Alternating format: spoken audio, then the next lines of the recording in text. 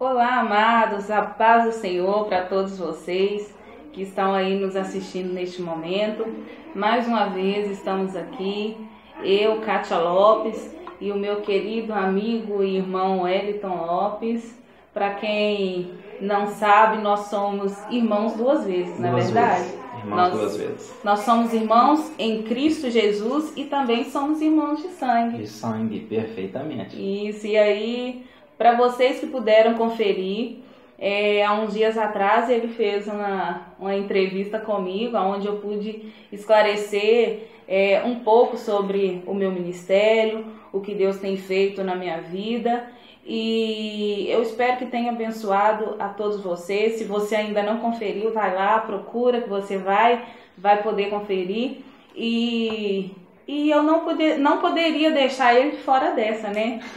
De fora desse fogo cruzado. Resolvi colocar ele também nesse fogo cruzado aí, mas... E vamos lá, ué. Vamos, né? Vamos lá. Mas eu creio que vai abençoar todos vocês. Para vocês que acompanham ele, né, no Facebook, através do canal no YouTube, vocês que podem conferir aí as mensagens que ele tem deixado, que acompanham o ministério dele. Eu creio que vocês também têm um pouco de curiosidade de saber um pouco sobre a vida dele, sobre o que Deus tem feito na vida dele. E nós estamos aqui hoje para isso. E só para deixar assim um pouco da minha admiração que eu tenho por ele, nós, graças a Deus, somos irmãos e temos uma convivência assim, graças a Deus, maravilhosa. Graças a Deus. O Senhor nos deu uma família, né, Wellington, abençoada. Espetacular. Nos colocou numa família maravilhosa, né? Graças a Deus. E o Senhor tem abençoado muito a nossa família. Nós temos uma convivência maravilhosa.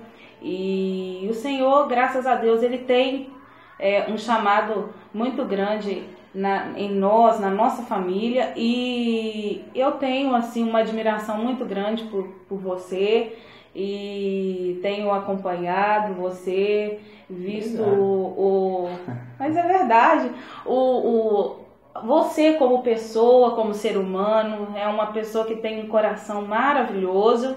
E também tenho acompanhado e visto você através do seu ministério, a comunhão que você tem com Deus, o chamado que Deus tem na sua vida. Então, assim, é uma pessoa que eu admiro muito. E eu creio que depois dessa entrevista as pessoas também as que já admiram vão admirar muito mais. Então vamos começar, né? Vamos embora. E aí, como é que tá a vida? Como é que você está? Conta pra nós aí um pouquinho. Graças a Deus. Estamos vivendo, eu diria, um dos melhores momentos da minha vida. Graças a Deus. Muita coisa se passou, muito tumulto surgiu, mas graças a Deus. Deus tem dado pra gente condições físicas e espirituais o suficiente para a gente passar por cima de tudo e vir até aqui. Só temos mesmo que agradecer a Deus. Graças a Deus. Estamos muito satisfeitos. Que bênção. Então, só para a gente começar, eu queria saber quando que você teve assim a consciência do chamado que Deus tem na sua vida. Toda pessoa, quando Deus chama ela para fazer algo, né, para fazer algo, né, ministerialmente para Ele, tem uma hora que a pessoa se dá conta de que tem esse chamado e que não pode viver sem esse chamado, não pode fazer outra coisa senão esse chamado. Quando que você teve a consciência assim desse chamado que Deus tem na sua vida? Bom, primeiro, tudo começou lá atrás. A gente era criança ainda quando nossos pais mudaram da minha terra natal, cidade de Caratinga, para o meio do mato. Eu sempre gosto dessa expressão, porque realmente, literalmente, nossa casa era situada no meio do mato, na roça, e ali a gente começou a ter cultos diferentes daqueles que a gente estava acostumado na cidade, Porque na cidade a gente participava das escolas dominicais, não é? Aquela salinha com um grupo bom de crianças, a professorinha colorindo as coisas e uma realidade. E no meio do mato a gente nem sempre tinha as mesmas oportunidades de reunir grande número de pessoas, de ter uma sala bacana, com os assentos, com as carteirinhas, com o quadro, aquela coisa toda formal. E foi ali que eu comecei a ter minhas primeiras experiências com Deus, a partir deste momento, porque isso me fez entender uma das faces de Deus, que é a face de Deus amar a simplicidade. Ali a gente pôde ter experiência com o menino da manjedoura. Ali a gente pôde ter experiência com o filho de Maria e José. Entende? O meigo carpinteiro de Nazaré. Porque na cidade a gente reunia, tínhamos as nossas escolas dominical e a gente não imaginava que tinha tanta simplicidade e que Deus alcançava essas pessoas mesmo por detrás do glamour, aquelas que estão escondidas. Ali a gente percebe o Deus que escolhe Davi de trás das malhadas, escondido no campo pastoreando ovelhas. A gente conheceu um pouco de um Deus que ousou ter negócios com um boiadeiro e chamar ele para ser profeta, com alguém que andava atrás das juntas de bois, não é? Como foi o caso de Eliseu. Enfim, a gente viu essa face de Deus amar a simplicidade. E já neste tempo a gente, na roça, começamos a ouvir as nossas primeiras pregações e eu gostava muito, como gosto até hoje, de ouvir Arlindo Teodoro, e a gente ficava ali ouvindo, né, um sonzinho, aquela fitinha, e o Arlindo pregando com aquela ousadia, com aquela coragem, e aquilo me queimava o coração, e mal sabia eu que já era ali, que estava nascendo e brotando uma grande chamada de Deus para a minha vida, para a minha história, eu creio assim. E um belo dia a gente estava em um desses cultos, na casa do nosso avô, pai do nosso pai, do avô Eugênio, da avó Rita. E ali, numa casinha simples de assoalho, o culto acontecendo, uma missionária lá de Caratinga estava com a gente no dia, e a irmã Cássia estava com a gente no dia, e na hora que ela estava ali fazendo uso da oportunidade, ela disse que Deus revelava para ela uma criança que tinha ali, que Deus tinha plantado dentro dessa criança um grande ministério, uma grande chamada, e que essa criança seria uma pessoa diferenciada, muito usada por Deus.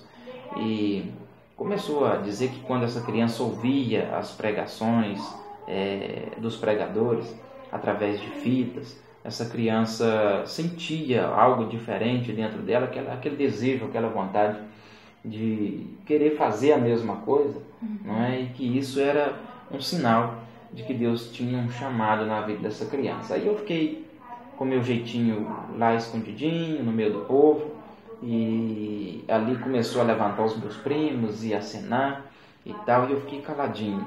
E tinha um dos nossos primos, eu não lembro agora quem, que era bebê na época, estava no quartinho assim, atrás da sala onde a gente estava reunido no culto, e eu cheguei a pensar comigo, deve ser ele, entende? E nesse momento, assim que eu pensei desse jeito, parece que Deus assopra no ouvido dela que eu estava pensando ser o bebezinho recém-nascido, que não teria condições de se manifestar. Aí eu me lembro muito bem quando ela usou as seguintes palavras: e Deus me manda dizer que essa criança, ela tem o tamanho suficiente, ela entende essa mensagem e ela tem condições de se apresentar. Aí quando ela falou assim, me balançou mais forte por dentro, e aí não teve jeito, aí eu me entreguei, e quando eu acenei, ela disse: e é você. E isso foi muito fantástico, porque dali para cá eu já comecei, se eu já tinha aquela vontade até ali, dali para frente as coisas mudou, porque aí eu já comecei a me ver como um alvo de Deus, Deus o tempo todo me vendo, me olhando e dizendo para mim: olha, fica na sua aí, porque vai chegar o seu tempo. E Aí as coisas vêm acontecendo. Mas a partir dali foi que eu comecei a ter noção e consciência do chamado de Deus na minha vida. Foi a partir dali, ainda criança. Que bênção. Você falou que, né, ficava escutando, né? Na época era fita ainda, né? Fita, não tinha CD, tinha nada disso. Na época era fita, então você falou que ficava ali escutando o Arlindo Teodoro, e depois disso, você também, eu pude contemplar que você já veio, né, escutando outros pregadores, e enfim, nesse ramo aí, você tem alguma pessoa assim que influencia você, que te traz uma certa admiração, uma pessoa que você olha, que te dá inspiração assim, né, seja nessa área ministerial ou em outra área também, porque pode ter pessoas que, né, que tem muitas pessoas na vida da gente que serve ali como pai espiritual, como mãe espiritual. Assim, tem alguma pessoa que te traz essa inspiração assim, que te influencia de alguma forma nesse sentido ministerial? Olha, embora não pareça, não é, mas eu tenho aquela admiração pelas coisas boas que chamam a atenção, não é, nas pessoas. E se tratando de um ministério, e ministério da chamada, para ser mais específico, eu fico muito focado nos pregadores. Uhum. Como você foca nos cantores, nas cantoras e tal, e assim eu tenho também a minha admiração pelos pregadores. E eu gosto de focar as características e as coisas que fazem parte, né, que é comum a eles. Por exemplo, eu admiro a coragem de alguns, a facilidade de lidar com as palavras de uma outra pessoa, e vou pegando, fazendo um apanhado. Entende? A humildade de uma outra pessoa, que às vezes famosa, mas a gente percebe que ela é uma pessoa que não deixou a fama subir para o coração e tal. Mas assim, só a título de curiosidade mesmo, eu tenho pessoas as quais eu admiro, né? E faço questão de dizer que admiro mesmo, e por que não dizer sou fã dessas pessoas, não é?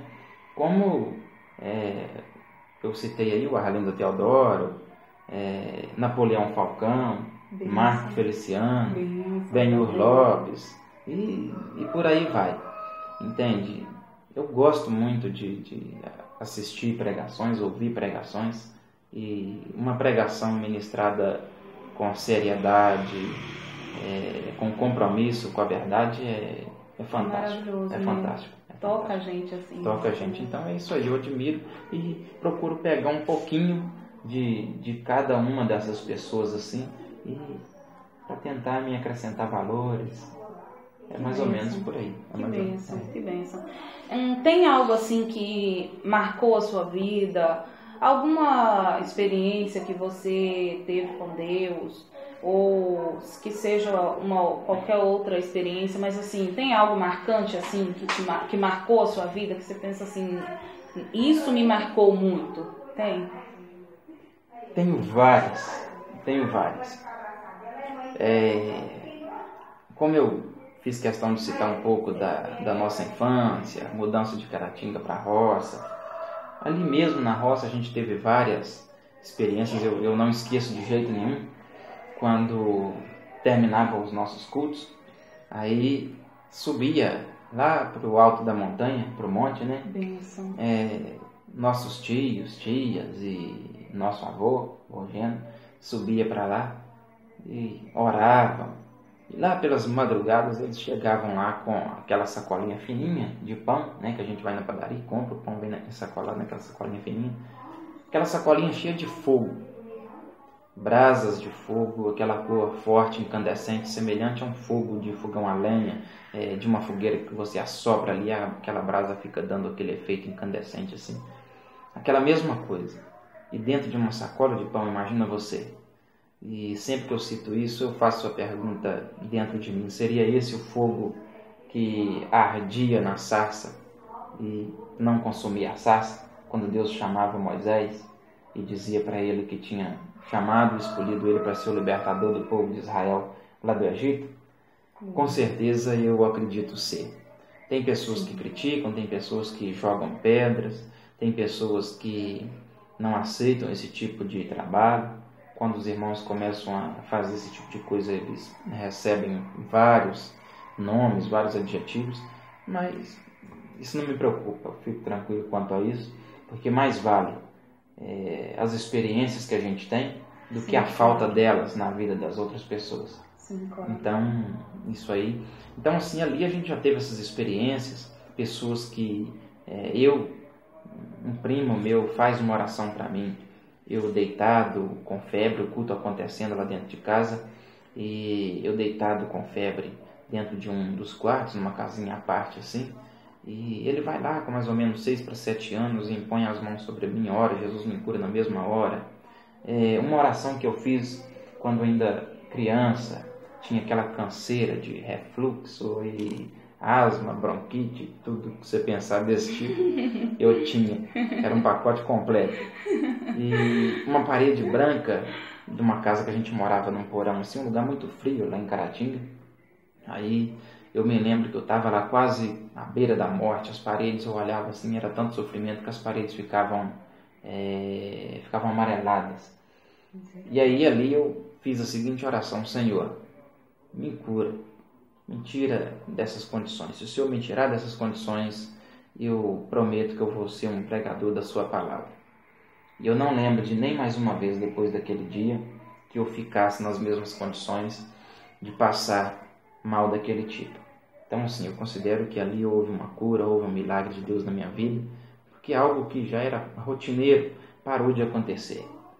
E o negócio era tão sério, para vocês terem ideia, que a minha mãe um dia, comigo ainda bebê no colo em Caratinga, eu muito mal, muito ruim, ela havia descoberto que em Santa Bárbara tinha um farmacêutico muito bom, José Lopes, muito conhecido naquela região ali de Santa Bárbara, Santa Rita, e ela vinha comigo de Caratinga a Santa Bárbara para me medicar lá nesse farmacêutico e voltava para trás. E ali dava um paliativo, remédio, e melhorava por um tempo e depois voltava de novo aquela enfermidade cruel. E nesse dia ela estava comigo na rodoviária em Caratinga, a rodoviária velha, onde é o calçadão hoje ali. E ela conta, o meu avô, o pai dela contava, que uma mulher olhou para ela e falou: você é uma mãe desnaturada, querendo ir parar com os meninos em Santa Bárbara, ruim desse jeito, tamanho eram as condições que eu estava muito mal mesmo. Você querendo ir parar com esse menino lá em Santa Bárbara, esse menino vai morrer no meio do caminho, você devia correr com esse menino para o pronto-socorro aqui de Caratinga.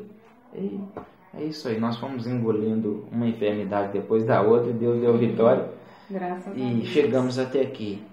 E várias outras experiências, não é? Depois que eu comecei a pregar, comecei a ministrar a palavra de Deus, já teve dias assim de Deus, às vezes no meio de tão poucas pessoas, não é? E a gente ministrar e ver ali uma unção de quebrantamento ser derramada, pessoas aceitando Jesus, pessoas sendo batizadas com o Espírito Santo, Deus às vezes usando a gente para a gente falar algo que a gente nem imaginava que aquilo ia pegar tão direto para aquela pessoa. E eu me lembro um dia a gente foi pregar ali em Cordeiro de Minas, um lugar bem assim, humilde até, e uma igrejinha pequena também, aqueles irmãos muito conservadores e que pegam muito pesado em cima dos membros. E havia ali nessa igreja, Kátia, uma irmã que havia sido mãe solteira. Ela teve um envolvimento no seu passado e tal, foi mãe, e agora a filha dela, nesses dias que eu tive lá, estava com mais ou menos uns 15 para 16 anos. E a família dela toda tradicional dessa igreja, uma igreja muito conservadora, e pegava no pé dessa irmã dizendo que ela era a única pessoa que estragou o nome da família. E isso foi criando aquela mágoa, aquela raiz de amargura tremenda no coração dela. E nesse dia a gente foi na casa dela, eu e o pastor, a gente foi fazer uma visita para aquela irmã, e eu não esqueço. Ela enchia o peito de ar, assim, os pulmões, e falava 2, 3 palavras e já tinha descarregado aquele ar tudo e começava de novo. e naquela ira, falando, eu não vejo a hora que eu exprudo com a pessoa aqui dentro de casa, sabe? Aquele português bem assim. E eu não quero saber mais de gente vir dentro da minha casa falar comigo sobre Jó, aliás, falar comigo sobre a Bíblia, minha mente está indo lá na frente, e as pessoas vêm aqui, só me martelam, só me batem. E ela até chegou a contar um caso que havia ido no pastor regional dela para pedir uma palavra. Quando ela encontrou com ele, ele estava a caminho da igreja, para um período de oração que os irmãos teriam na igreja, e ele disse para ela que não poderia parar para ouvir ela, porque estava no horário dele ir para a oração, e se ela quisesse falar com ele, era para ela esperar que ele ia para a igreja, orava, e depois vinha falar com ele. E ali ela, muito magoada, muito abatida, ela começou a alimentar aqueles pensamentos. Se um pastor, um homem de Deus, não tem um momento para me ouvir, quem mais vai parar para me ouvir? E ela chegou a contar isso lá na conversa, e o pastor ia fazer uma oração, Deus tomava o meu coração para falar com ela algumas coisas. Eu pedi para o pastor liberdade, entrei falando com ela um pouquinho da Bíblia, sobre a história de Jó. Caiu um quebrantamento muito grande naquela mulher, ela que estava brava, em tempo de avançar na gente, de ira, assim, sabe? Ela sofreu aquele quebrantamento na mesma hora, e ali Deus tomou o coração dela pelo poder da palavra. E ela falava, eu lembrava ela que durante as palavras dela, ela falava, muitos são chamados, poucos são escolhidos, eu não sou uma escolhida de Deus, Deus não tem compromisso comigo. E quando eu fui reportar a ela a palavra e falando com ela sobre a história de Jó, eu virei para ela e falei, irmã, agora eu quero encerrar com a senhora. Quero encerrar com a senhora e fazer só uma pergunta para a senhora. Me fala uma coisa, só o fato da irmã levantar de manhã cedo com as próprias pernas, poder andar dentro de casa, fazer suas tarefas andando com suas próprias pernas, e sempre frisando isso, com as próprias pernas, indo lá fora, voltando, andando, caminhando com as próprias pernas, não é um indício de que Deus tem um compromisso muito grande, tem um carinho muito grande com a irmã? Aí ali, ela que estava chorando, ela já caiu aos prantos, gritando mesmo assim de choro. E eu, sem entender, a gente orou com ela e tal. Ela foi renovada, e depois eu tive notícias boas, positivas dela, de que ela estava congregando e tal. Mas depois o pastor me falou, que aquilo, rapaz, você é louco? Eu falei, louco por quê? Ele falou, que aquilo, Deus te usou demais da conta ali. Aquela mulher, ela teve paralítica numa cadeira de rodas. Paralítica numa cadeira de rodas. E foi participar de um evento evangélico lá e tal, de um congresso, e Deus curou a irmã e levantou ela das cadeiras de rodas. E agora o diabo tentava plantar na mente dela que Deus não tinha compromisso com ela, e eu falando isso para ela, não conhecia ela nem nada, e lancei essas palavras. Então, assim, é comum para a gente que está ministrando a palavra de Deus, a gente pegar situações como essas, a gente está ali pregando e falando, e mal a gente sabe que Deus, Ele está usando a gente como voz dele, sabe? Como João Batista dizia, eu sou a voz que clama no deserto, a voz de Deus clamando nos desertos da vida das pessoas e arrancando elas do lago de charco de lodo, do poço profundo da vida delas, e jogando elas para cima e dizendo, eu tenho compromisso com você. Que na verdade então, a gente se coloca ali como instrumento, né, para ser instrumento usado de por Deus para abençoar a vida. Até o maior privilégio que a gente tem na obra de Deus é esse, o privilégio de ser útil ao reino e de poder ser um instrumento usado nas mãos de Deus. Isso é fantástico. É muito bom mesmo. É impagável essa experiência. Glória a Deus. E a mudança, nós tivemos uma fase da nossa vida, que você até já citou alguns momentos aí, que nós moramos em Caratinga, e depois os nossos pais vieram morar na roça, né? Isso. Ali próximo da casa dos nossos avós.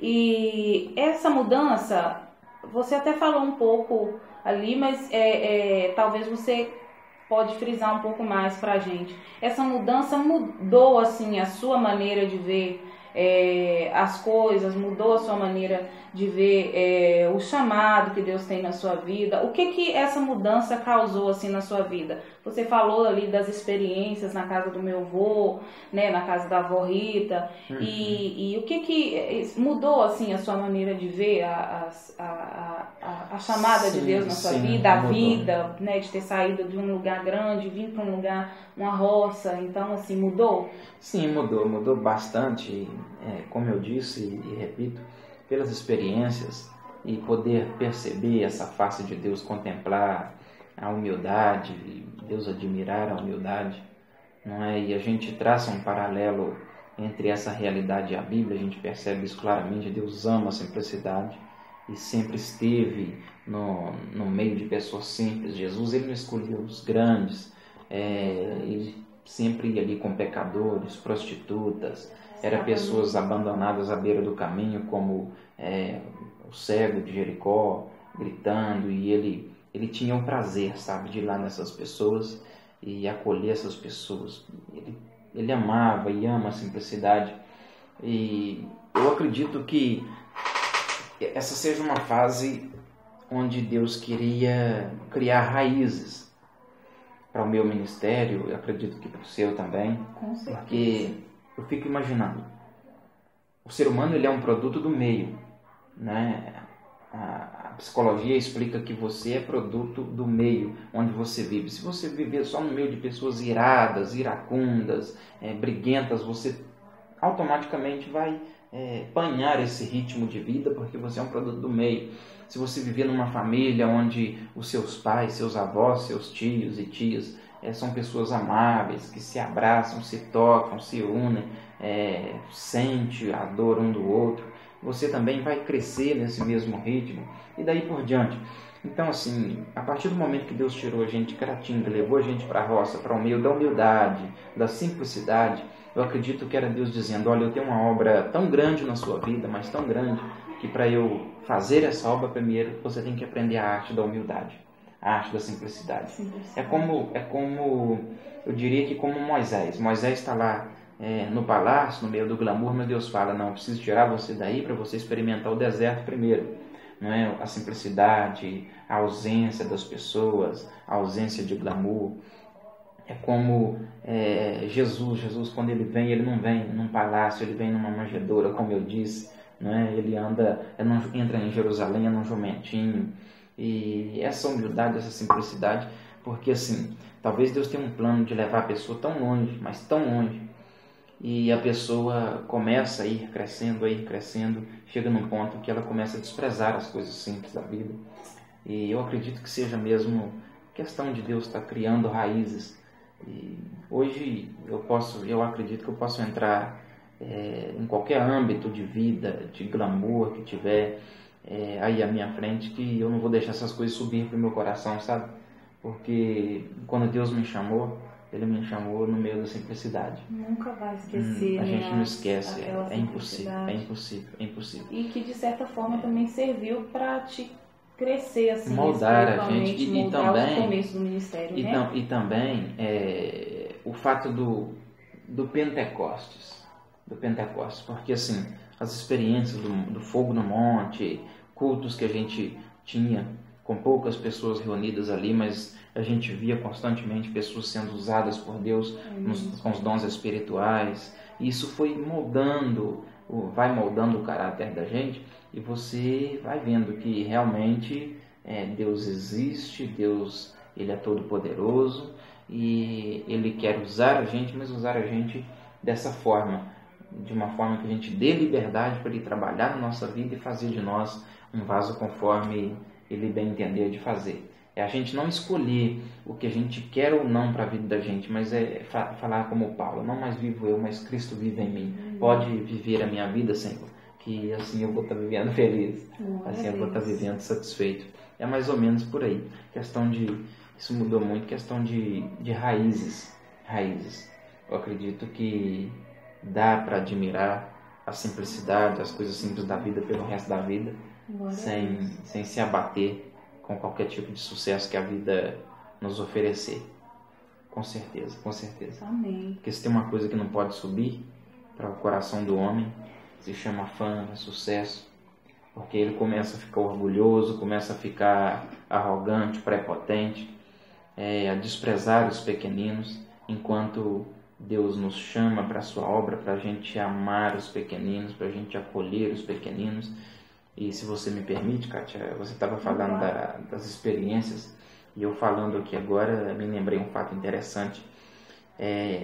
Deus já me deu algumas experiências assim por meio de sonhos e tal, e até algumas coisas muito interessantes, mas assim, uma delas me marcou muito.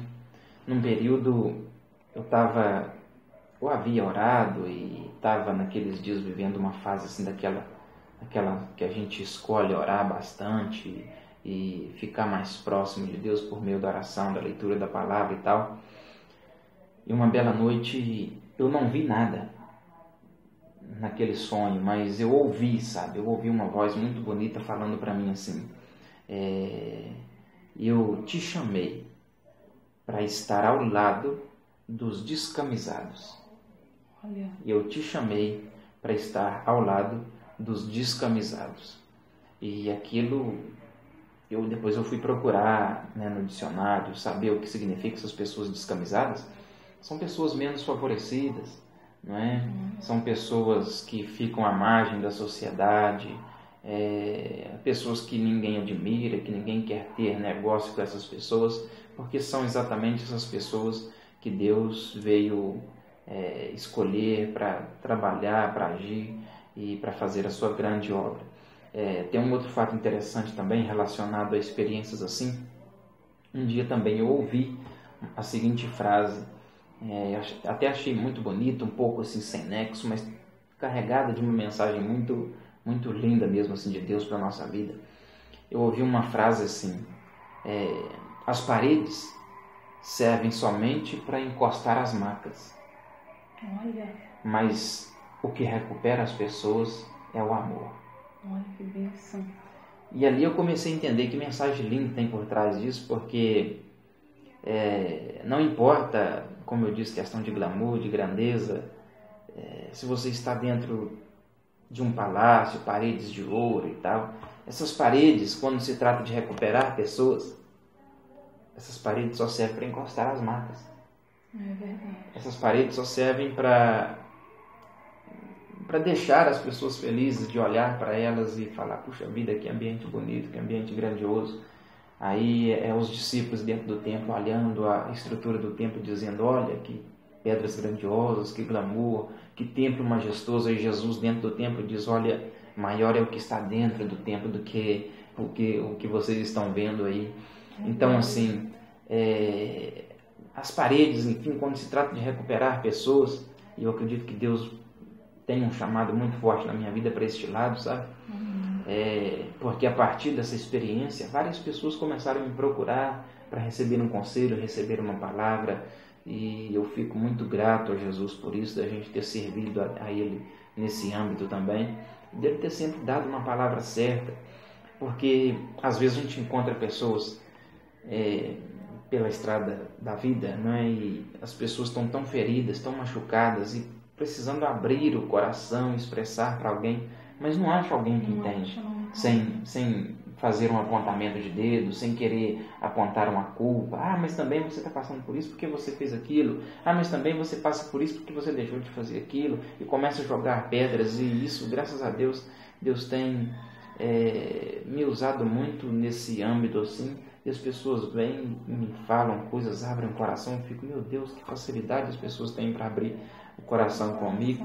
E Deus me deu essa graça de não jogar pedra, até porque eu não sou perfeito, e eu também já passei por momentos de pessoas me atirar pedras e me jogar pedras. Eu sei o peso que tem uma pedrada, eu sei a dor que tem uma pedrada. A gente vai andando e carregando marcas, sabe, dessas coisas. Mas assim, o que recupera as pessoas não são as pedradas, não são as paredes glamourosas, não são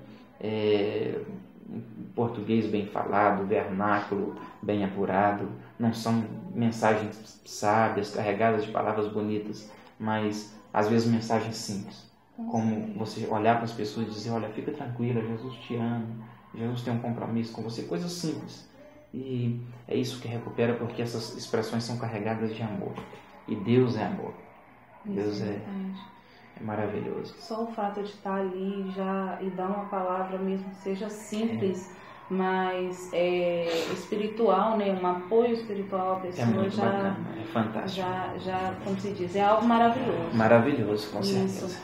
Então, nós sabemos que Deus, né? As pessoas que acompanham o seu ministério, a sua vida, sabe do chamado que Deus tem na sua vida. E nós sabemos que a pessoa que tem um chamado ministerial, o inimigo ele luta muito para atrapalhar, né? Para acabar te tirando ali do foco ali que é o chamado que Deus tem na vida da gente. Nesse caminho aí, você já teve alguma decepção, algo que te decepcionou, que você olha assim e pensa, isso foi uma decepção para mim, e, enfim, tem algo desse tipo? Olha, talvez não seja nenhuma, talvez sejam vários, porque a gente, né, passa por vários momentos na vida da gente. É realmente isso que eu digo, decepções, para quem tem uma chamada de Deus, se tem uma coisa que você tem que preparar para receber na vida, é isso. Ser decepcionado. Um dia, você me conhece melhor do que muita gente que está nos assistindo, você sabe que eu falo sério assim e tudo, mas eu gosto muito de brincar, né? Palhação, no bom sentido. E aí, um dia eu, fazendo uma brincadeira, eu disse assim, decepção. Decepção é quando nós somos decepados. Entende? E depois eu comecei a pensar mais sério no que seja decepção. E não é que é mais ou menos por aí. A palavra até parece um pouco decepção. Parece tipo assim, o ato de decepar alguma coisa, não é? Mas quer dizer, cortar rente. Quando você tem grandes expectativas, grandes esperanças acerca de alguma coisa e vem alguém te poda ali, te corta, ali surge então o que nós chamamos de decepção. E eu disse, repito, a gente tem que estar preparado para decepções e decepções na vida, porque as pessoas não são perfeitas. É verdade. Só pelo fato das pessoas não serem perfeitas já vai dar para a gente várias condições assim da gente ser decepcionado com as pessoas, entende? Porque elas não são perfeitas, elas vão nos decepcionar. Até as pessoas que mais nos amam, como nossos pais, nossos parentes, nossos amigos, nosso cônjuge, enfim, nos decepcionam em algum momento e a gente tem que estar muito bem preparado para isso. Mas quando se trata do âmbito ministerial, do âmbito de uma chamada, aí a gente tem que preparar, porque toda decepção é dolorosa, mas uma decepção em cima da chamada da gente, ela corta mais que uma espada de dois gumes dentro da nossa alma, dentro do nosso espírito, porque é a vida da gente. É verdade. É a vida da gente. Tipo, você canta super bem e tal, mas vem alguém e te coloca um defeito nessa área. E você tem isso como a sua razão de viver, porque é o seu dom, é a sua chamada. Deus te designou, Ele te mandou aqui para essa terra para isso, para você abençoar as pessoas por meio do louvor. Aí vem alguém e te machuca ali nessa área, que é a razão da sua vida, a razão da sua existência. Aí dói demais. Eu tive várias decepções e tenho até hoje, com pessoas, com situações, circunstâncias e tratamentos de pessoas que é lamentável, dói muito. Se as pessoas soubessem o tanto que dói uma decepção dessa natureza no âmbito da chamada, a gente só não para diante de uma decepção dessas por causa da nossa chamada. Eu gosto muito de um texto de Jeremias, quando Jeremias diz assim: quando eu pensei em não dizer mais as suas palavras, porque Jeremias era um profeta, ele falava aquilo que Deus mandava ele falar, e ele sofria muito por isso, chorava e tal, tanto é que ele é chamado de o profeta chorão, não é?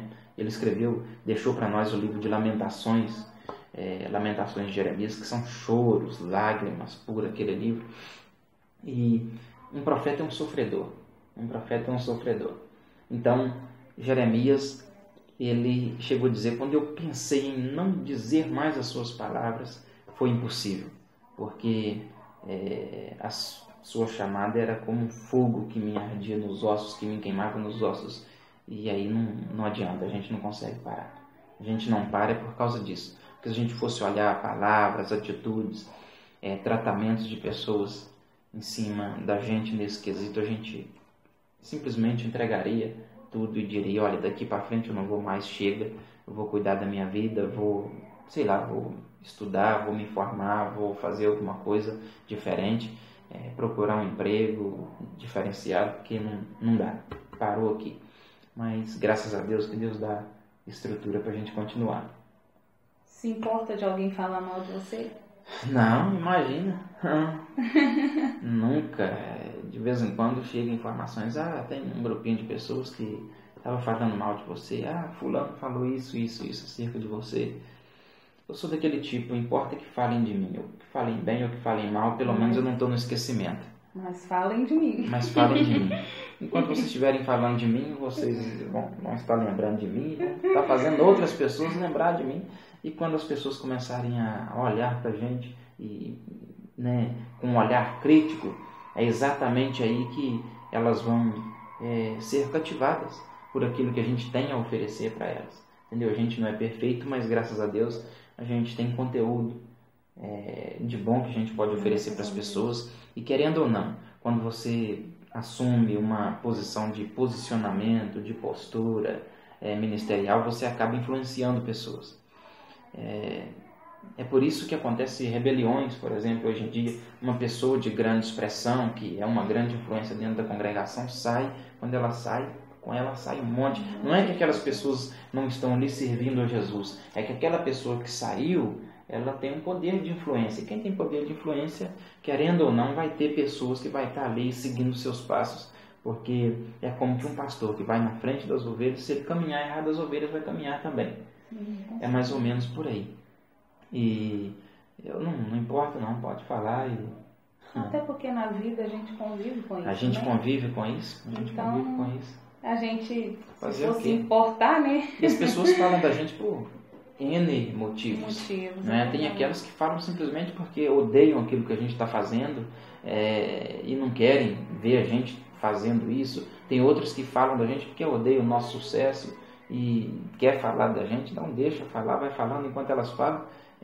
Deus vai nos promovendo, vai nos fazendo crescer, porque assim, José, ele passou por uma série de provações e foi até vendido. Eu não cheguei nisso ainda, vocês não me venderam.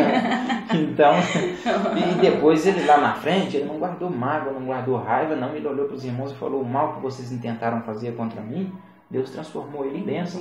Então, quer dizer, querem falar? Deus abençoe que você tenha muita vida e saúde para falar mal à vontade, porque depois vocês vão achar ali na frente, se vocês juntarem um grupo de 5, 10 pessoas falando mal, vocês vão ouvir milhões, creio eu, falando positivo, falando bênção acerca da nossa vida, e é assim que funciona. Deus, se tem uma coisa que Deus odeia, é pessoas que promovem dissensões, pessoas que vivem falando, sabe, os linguarudos da vida. Deus odeia esse tipo de pessoas. E saiba você, se você acha que tem uma chamada de Deus na sua vida, mas você não consegue refrear a sua língua nesse aspecto, pode ficar tranquilo, Deus não vai te usar nunca. Nunca. Verdade, porque de certa forma a pessoa acaba cedendo a sua vida para o diabo usá-la de alguma forma, né? A língua é o que o Tiago falou. A nossa língua é um pequeno membro, mas é como que uma chaminha de fogo que cai no meio de um bosque, incendeia um bosque inteiro. E a nossa língua, da mesma boca, pode ser promovida bênçãos ou maldições. Então, Provérbios 18, 21, a vida e a morte estão no poder da língua. As pessoas falam na intenção de amaldiçoar e Deus acaba revertendo a maldição em bênção e deixa falar. Importante é a gente não deixar o fato das pessoas falarem da gente nos atingir ao ponto de a gente parar. É isso que é o mais importante. Isso é o que é o mais importante. Com certeza. Que bênção. Você tem sonhos, algum sonho que você ainda não realizou, que você quer realizar? Sejam eles, né, alguns projetos. Esse meio aí, você tem sonhos, projetos ainda que você quer realizar aí ainda, seja ele pessoalmente, né, ou ministerialmente, seja seu pessoal ou ministerial? Olha, eu me considero um sonhador. Eu me considero um sonhador. E tenho alguns sonhos dentro de mim assim que eu fico até pensando, puxa vida, será que Deus vai fazer? Será que Deus vai realizar? Está nas mãos de Deus. Mas eu penso muito trabalhar, não é? E expandir à medida que Deus for nos proporcionando oportunidades e nosso ministério for crescendo. Eu penso muito em investir em coisas do tipo de casas de recuperação, de pessoas drogadas, de delinquentes, orfanatos para cuidar de crianças abandonadas. Eu penso muito campo missionário, essas coisas assim, isso arde muito no meu coração. Mas tem um sonho que eu tenho ele dentro de mim. O sonho de ver pessoas mais preparadas fazendo a obra de Deus. Porque assim Deus chama a pessoa e Deus capacita. Coloca a pessoa. Mas é de se esperar que quem é chamado por Deus, ele use da chamada para ele buscar preparação.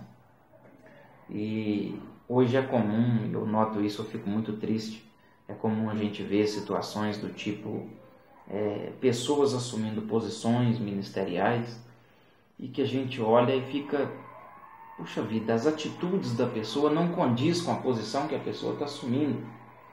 Eu não consigo acreditar que tenha, por exemplo, um pastor pastoreando um rebanho, que na hora dele usar do amor para ouvir, para compreender a causa de uma ovelha ferida, esse pastor, ao invés de ter um bálsamo no seu alforje para poder curar a ovelha, ele vai sacar de uma pedra e atirar na ovelha. Eu não acredito, por exemplo, de uma pessoa que está hoje no meio evangélico, assumindo posições ministeriais bem privilegiadas, e que essas pessoas possam ficar usando de falsidade, sabe? Fazer disso uma rotina. Na sua face ela te fala uma coisa e nas costas fala outra, entende? E outro dia mesmo eu ouvi uma questão de um pastor que saiu por aí espalhando uma informação que na verdade, a meu respeito, que na verdade não aconteceu, não foi assim que procedeu, e a pessoa falando que eu usei de má fé, fazendo alguém assinar uma folha em branco para, através dessa folha, eu me satisfazer naquilo que eu queria, me beneficiar. Eu não acredito que possa ter gente dessa natureza e pastor regional na direção de um rebanho que tenha coragem de fazer uma barbaridade dessa. Entende? Então, assim, é falta de preparação, falta de coração. E eu sonho, sim, com um ministério onde as pessoas do mundo possam olhar para dentro das nossas igrejas, ver os nossos pastores, mas apreciar aquilo que elas veem. Entende? Ver, puxa vida, ali tem um homem de Deus, ali tem uma mulher de Deus, que eu posso sentir, eu posso perceber, eu posso ver que é uma pessoa séria, é uma pessoa que está fazendo a obra de Deus, uma pessoa realmente usada por Deus. Entende? Isso é fantástico, eu sonho muito com isso, porque ser vítima de uma pessoa à nossa altura é uma coisa, mas ser vítima de um que está lá em cima é outra coisa. É outra coisa. Tem aqueles que dizem, vamos fechar as portas porque agora aquela pessoa não é mais a mesma coisa. E do tipo, enquanto eu pude tirar proveito da pessoa, eu tirei. Semelhante a uma laranja, enquanto tem doce, enquanto tem suco, eu vou ali chupando, vou fazendo uso. E quando acabou, eu jogo o bagaço fora. E não é assim. Não é assim. Na obra de Deus, se tem uma coisa que eu amo muito, é quando Deus diz para Jeremias descer à casa do oleiro. Ali ele viu o vaso quebrar na mão do oleiro, aquela coisa toda, e ele não viu nenhuma lixeira ali. Por quê? Porque Deus ele não tem lixeira na sua casa, ele não tem lixeira na sua obra. Não importa o quanto você desça, o quanto você caia, o quanto você se quebre na vida, o que importa é que se você estiver nas mãos do oleiro e aceitar estar ali, pode ficar tranquilo. Mais cedo ou mais tarde ele vai te fazer um vaso perfeito, um vaso conforme bem agradar aos seus olhos. Porque Deus ele ama restaurar, ele ama recuperar. Isso é maravilhoso. Eu gosto muito dessas mensagens da Bíblia. Glória a Deus. Glória a Deus. Você teria coragem de aceitar propostas de outros ministérios? Se eu teria coragem, na verdade, já até surgiu propostas, não é? Pastor presidente de campo, pastor que está pastoreando também em outros ministérios, inclusive há bem tempos atrás, eu ainda era, vamos dizer, um jovem, não tinha nem me casado ainda,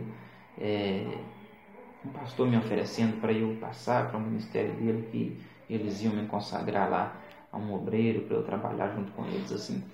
Mas eu penso que tudo tem um tempo certo, tem um momento certo, e a gente precisa entender o tempo, a diferença entre os tempos, as condições da vida, os momentos, as pessoas. E de repente tem pessoa que vai pelo prazer de ter uma posição, e eu acredito que nem por força, nem por violência, mas pelo Espírito Santo de Deus, não é? E não vejo necessidade de aceitar a proposta de outro ministério, entende? É deixar as coisas ir acontecendo, Deus ir nos conduzindo, e a gente ir naquilo que Deus bater aqui dentro.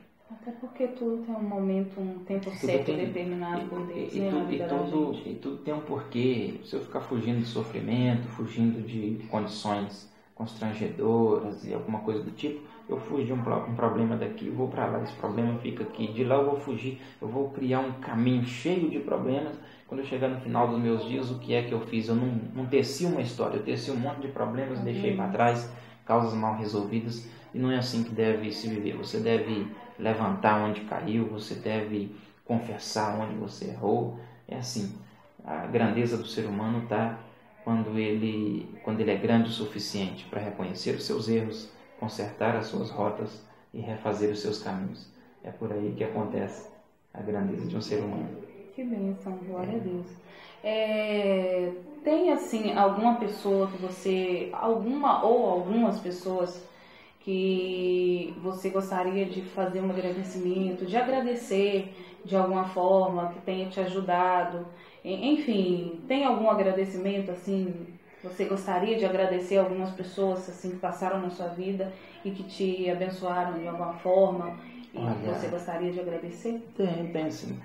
Na verdade, gratidão é uma coisa muito linda, muito bonita, e eu até agradeço em primeiro lugar a Deus, não é? Porque Deus, ele nos olha, ele vê as nossas imperfeições, as nossas fraquezas, mas ainda assim ele nos enxerga com bons olhos. E depois eu tenho a minha família, você, a Carla, o pai, a mãe, né? Nossos parentes, assim, que dão pra gente total apoio, uma força muito positiva, assim, que ajuda a gente vê que a família está com a gente no mesmo propósito e ama também aquilo que a gente ama fazer e admira a gente por aquilo que a gente faz. E também amigos.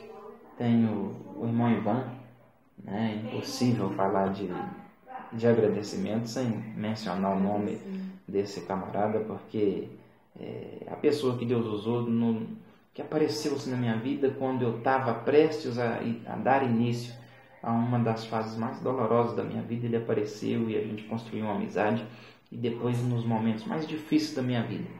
Já teve momentos, por exemplo, de eu começar a chorar e querer compartilhar essa dor com alguém, e eu passar até perto do meu pai. Eu amo muito meu pai, eu admiro muito o meu pai, mas eu passar perto do meu pai, fazer questão de ligar para ele, para contar para ele primeiro. Então, assim, é um privilégio ter na minha vida um amigo igual o irmão Ivan. Eu louvo a Deus pela sua vida, se você vê esse vídeo, e você me paga, tá? Uma hora dessa a gente encontra aí pra gente. Mas, assim, pessoas semelhantes a ele, que não importa o que aconteça na vida da gente, não importa quais circunstâncias a gente vive, mas as pessoas que são amigas de verdade, elas sempre vão permanecer.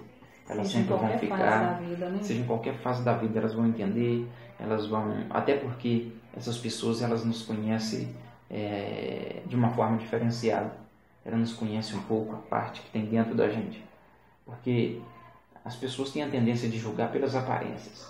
Não é uma pessoa que convive comigo à distância, ela tem a tendência de me julgar de uma forma, mas uma pessoa que convive comigo mais de perto, essa pessoa vai ter um outro tipo de julgamento. Quando eu agir de uma forma inesperada, ela vai olhar e vai dizer, não, ele agiu assim, mas na verdade isso não é parte da personalidade dele, do caráter dele, é porque realmente ele errou, e todo ser humano, em algum momento ou outro na vida, vai acontecer de errar mesmo, isso é inevitável. É verdade. Então, assim, pessoas, amigas mesmo, todos os meus amigos que conseguiram compreender tudo o que aconteceu na minha vida sem me ver de uma forma diferente. Me ver como o Wellington amigo. Isso é muito importante pra gente. Que bênção, que bênção. Eu gostaria, Wellington, que você deixasse uma palavra, né, para as pessoas que estão aí nos assistindo, que tem um ministério, que lida também como a gente com as consequências que tem o ministério, né? Enfim, às vezes tem pessoas que podem, às vezes, estar até desistindo do seu chamado.